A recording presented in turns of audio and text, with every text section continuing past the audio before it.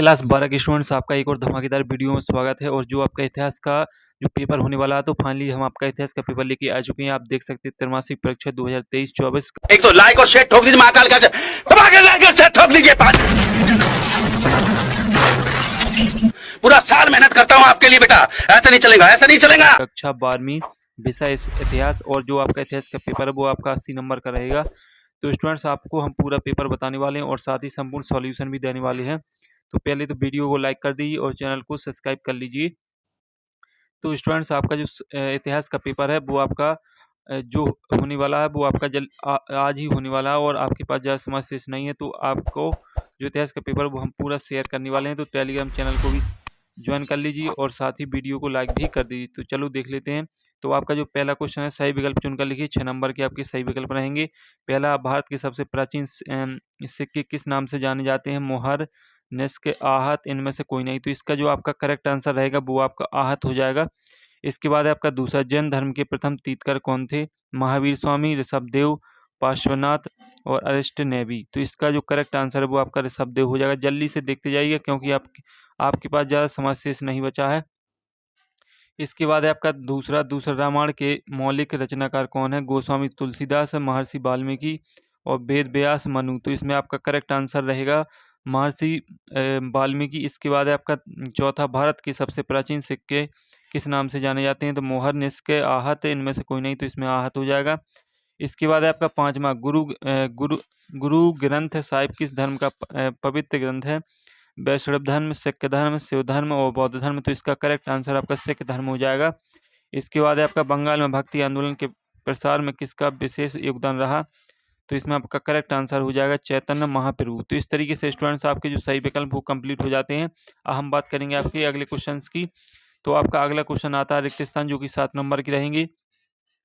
पहला है आपका, चैतन्य महाप्रभु का जन्म डॉट डॉट में हुआ था? तो 1486 में हुआ था। इसके बाद है आइन ए अकबरी की रचना मुगल सम्राट के डॉट डॉट शासनकाल में हुई। तो इसका आपका अकबर हो जाएगा। इसके बाद है अकबरनामा के तीसरे भाग को डॉट डॉट के नाम से जाना जाता है। तो इसमें हो जाएगा आइन ए अकबरी। महाभारत का प्रमुख विषय डॉट डॉट के मध्य हुआ युद्ध की कथा। तो इसमें कौरव और पांडव हो जाएगा। और इसके बाद है महावीर स्वामी की माँ का नाम क्या था? त्रिशला। और पाटलिपुत्र को वर्तमान में डॉट डॉट के नाम से जाना जाता है। तो इसमें आपका पटना हो जाएगा।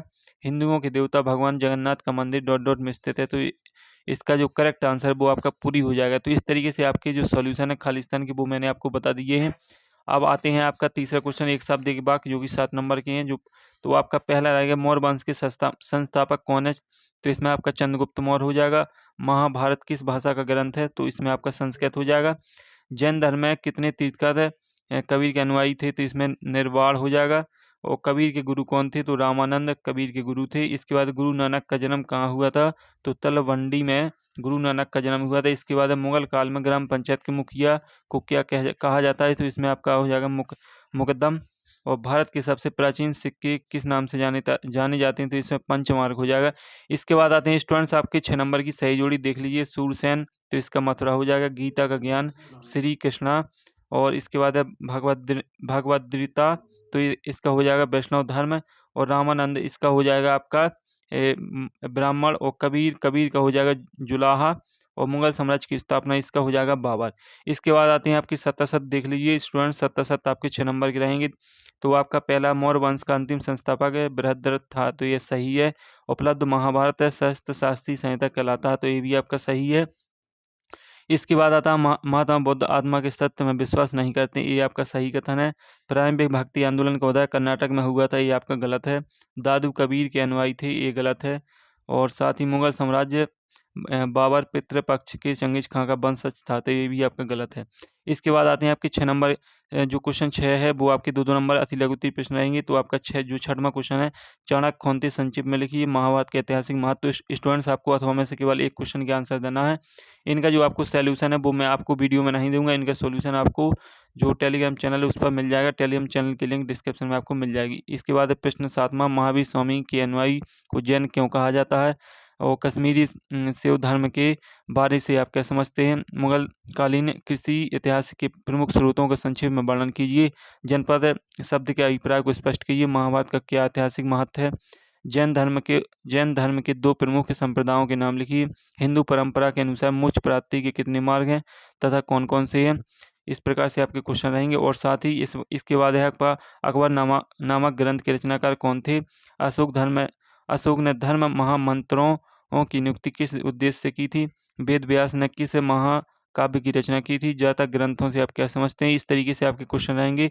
12वां आपका रामानुजाचार्य कौन थे, संक्षेप में लिखिए। मुगल काल में अपनाए जाने वाली सिंचाई के कृत्रिम साधन क्या क्या थे। सबसे प्राचीन अभिलेख किस भाषा में लिखे गए थे। देख लीजिए स्टूडेंट, सॉल्यूशन टेलीग्राम पे मिल जाएगा।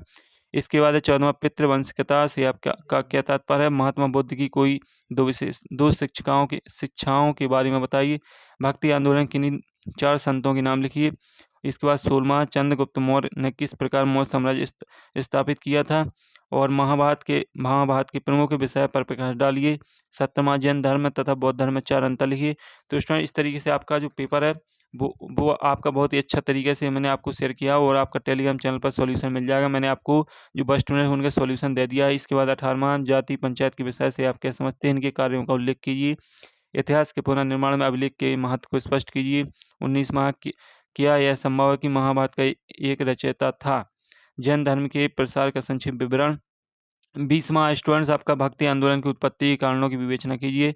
और इसका अथवा पंचायत और गांव का मुखिया किस तरह से ग्रामीण समाज का नियमन करता है। 21वां मौर्यकालीन इतिहास जानने के प्रमुख साधनों का संक्षेप में वर्णन कीजिए। महात्मा बुद्ध का जीवन परिचय लिखिए।